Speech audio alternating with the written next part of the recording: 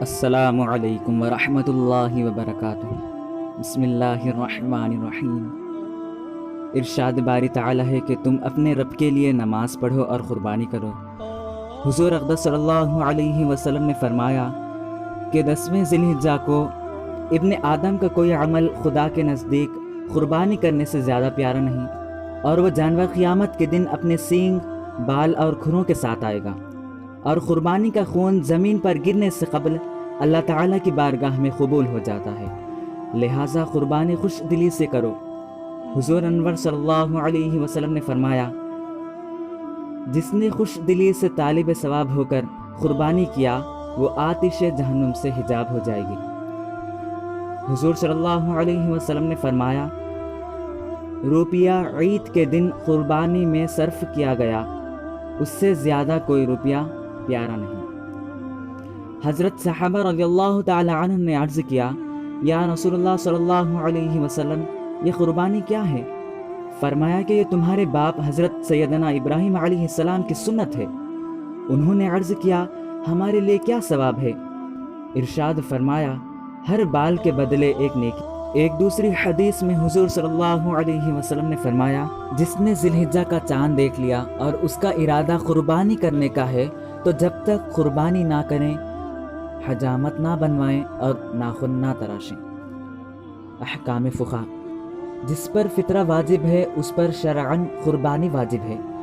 قربانی نہ دینے والا دنیا میں طرح طرح کے مصائب میں مبتلا ہو کر آخرت میں عذاب نار کا مستحق ہوگا۔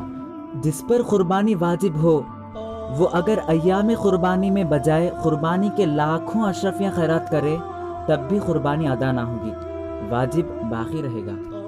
قربانی کے جانور بے عیب ہونا، موٹا تازہ، خوبصورت ہو۔ اونٹ، گائے، بیل، بھینس، دمبا، بکری، نر ہو یا مادہ، یہ سب قربانی کے جانور ہیں۔ قربانی کے جانور کی عمریں: اونٹ کامل 5 سال، بیل بھینس 2 سال، بکرا 1 سال ہونا ضروری ہے۔ قربانی کا وقت 10ویں، 11ویں اور 12ویں ذی الحجہ، یعنی 3 دن، پہلا دن سب سے افضل، پھر دوسرا، پھر تیسرا۔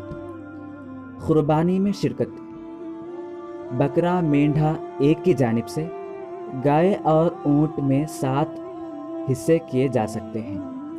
مستحب یہ ہے کہ گوشت کے 3 حصے کریں، ایک فقراء کے لیے، دوسرا قربا کے لیے اور تیسرا اہل و عیال کے۔ قربانی کے چمڑے کو قصاب کی اجرت میں دینا جائز نہیں۔ اب میں آپ کو بتانے والا ہوں قربانی کی دعا اور اس کا طریقہ۔ جانور کو اس طرح لٹایا جائے کہ اس کا منہ قبلے کی طرف رہے، پھر اپنا سیدھا پیر جانور کے پہلو پر رکھا جائے۔ اس کے بعد بسم اللہ اللہ اکبر کہہ کر تیز چاقو سے یا چھری سے جانور کو اس طرح ذبح کریں کہ 4 یا کم از کم 3 رگیں ضرور کٹ جائیں۔ ذبح کرنے سے پہلے یہ دعا پڑھیں: إني وجهت وجهي للذي فطر السماوات والأرض على ملة إبراهيم حنيفا وما أنا من المشركين قل إن صلاتي ونسكي ومحياي ومماتي لله رب العالمين لا شريك له وبذلك أمرت وأنا من المسلمين اللهم منك ولك بسم الله الله أكبر۔ ذبح کے بعد یہ دعا پڑھیں: اللهم تقبله مني كما تقبلت من حبيبك محمد وخليلك إبراهيم عليهما السلام۔ قربانی اگر دوسرے کی طرف سے کریں تو منی کے بجائے من کہہ کر اس کا نام لیں، اور اگر قربانی کے جانور میں 7 لوگ شریک ہوں تو ان 7 کے نام لیے جائیں۔ قربانی ہر صاحب نصاب پر واجب ہے۔ اگر ایک گھر میں 4 لوگ ہیں جن میں سے 3 لوگ کماتے ہیں جس میں سے کچھ مال بھی محفوظ کیا کرتے ہیں، تو ایسے حضرات کو چاہیے کہ وہ اپنی اپنی جانب سے ایک علیحدہ جانور قربان کرنا ہوگا، بجائے اس کے کسی ایک نام سے قربانی دی جائے تو باقی لوگوں پر واجب برقرار رہے اور عذاب کے مستحق ہوں گے۔ قربانی کے گوشت کی تقسیم۔ اللہ کے رسول صلی اللہ علیہ وسلم کا فرمان ہے کہ اے لوگو، جو چیز تمہیں پسند کرتے ہو وہی چیز اپنے بھائیوں کے لیے پسند کرو۔ اس بات سے اندازہ کیجئے اے ایمان والوں کہ حضور صلی اللہ علیہ وسلم نے صرف بھائی کا لفظ استعمال فرمایا، یہ نہیں کہا کہ مسلمان بھائی کے لیے، یعنی کوئی بھی چیز ہمیں پسند نہیں ہے وہ کسی بھائی کو نہ دیں۔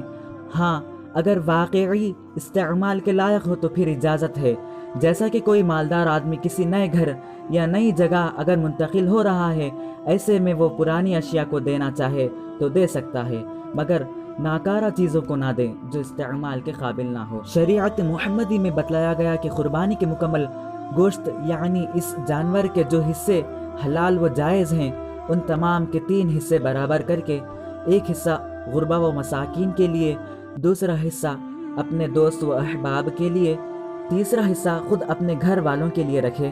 اس سے اللہ اور اس کا رسول بھی خوش ہو جائے، ورنہ تھوڑی سی غلطی کی وجہ سے ہمارا سارا کام بگڑ جائے گا۔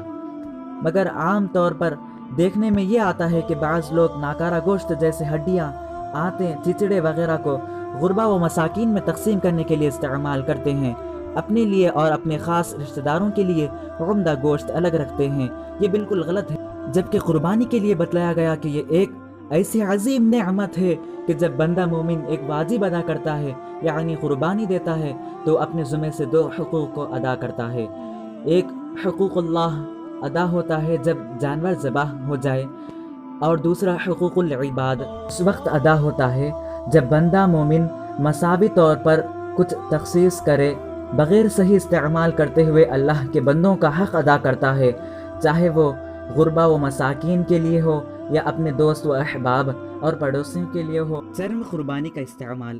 قربانی کے جانور کی کھال یعنی اس کا چمڑا، خود صاحب قربانی کو مکمل اجازت ہے کہ وہ اسی چمڑے سے کوئی چیز اگر بنانا چاہے تو بنا لے سکتے ہیں، مگر اس کے بدلے میں کوئی اور چیز خرید نہیں سکتا۔